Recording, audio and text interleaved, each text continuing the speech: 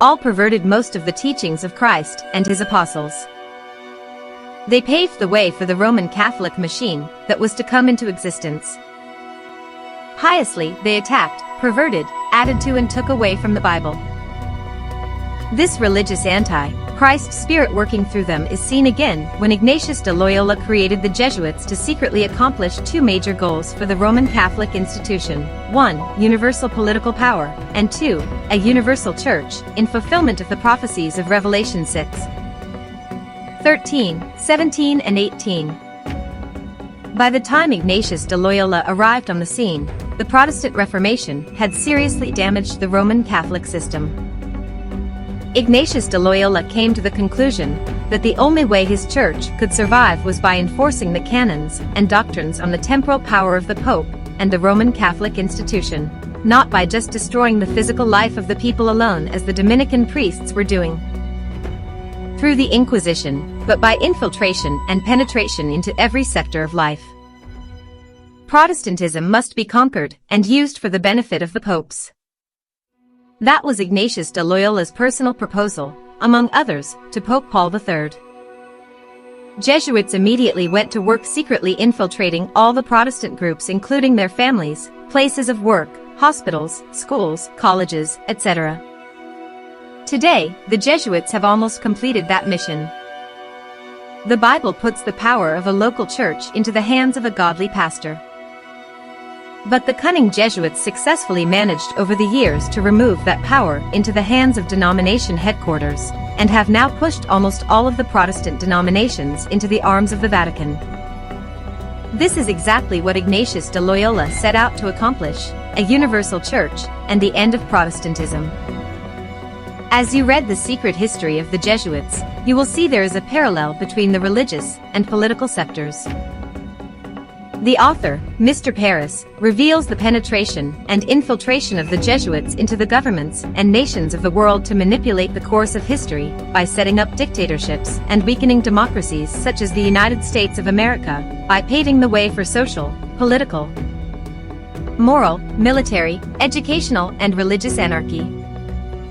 The man, Edmund Paris, in the prophetical works of the Book of Revelation, Edmund Paris became a martyr for Jesus.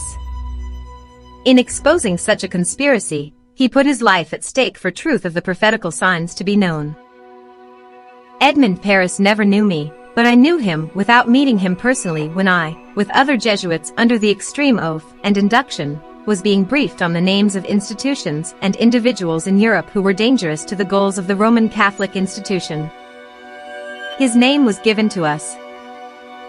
Works by Edmund Paris: Elevation contre la France, Genocide in the Satellite Croatia, the Vatican against Europe. The Edmund Paris works on Roman Catholicism brought about the pledge on the part of the Jesuits to 1. Destroy him, 2. Destroy his reputation, including his family, and 3. Destroy his work. And even now these great works of Edmund Paris are being tampered with, but we are praying that God will continue to preserve them when they are most needed for the salvation of Roman Catholic people.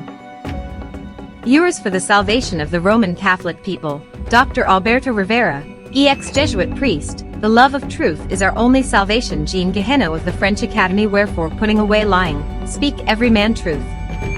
F. 4:25. Forward. A last-century writer, Adolphe Michel, recalled that Voltaire estimated the number of works published over the years on the Jesuits to be about 6,000. What number have we reached a century later? Asked Adolphe Michel, only to conclude immediately, no matter. As long as there are Jesuits, books will have to be written against them. There is nothing new left to be said on their account, but new generations of readers come every day. Will these readers search old books? 1. The reason just mentioned would be enough to justify us taking up again this oft-told subject. In fact, most early books retracing the history of the Jesuits cannot be found anymore. Only in public libraries can they still be consulted, which makes them out of reach for most readers. With the aim of succinctly informing the public at large in mind, a summary of these works seemed necessary. There is another reason, as good as the one just mentioned. At the same time as new generations of readers come, new generations of Jesuits come to light. And these work today with the same tortuous and tenacious methods, which so often in the past set to work the defensive reflexes of nations and governments. The sons of Loyola are today, and may we say more than ever, the leading wing of the Roman Church.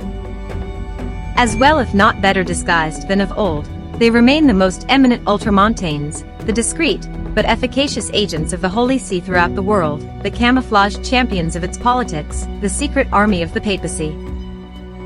For this reason, the subject of the Jesuits will never be exhausted and, even though the literature concerning them is so plentiful, every epoch will have the duty to add a few pages to it, to mark the continuity of this occult system started 4 centuries ago for the great glory of God. But in fact for the glory of the Pope. In spite of the general move towards an ever increasing laicization, in spite of the ineluctable progress of rationalism, which reduces a little more every day the domain of dogma, the Roman Church couldn't give up the great purpose which has been her goal from the beginning, to gather under her crozier all the nations of the universe. This monumental mission must go on, whatever happens, amongst pagans as well as amongst separated Christians.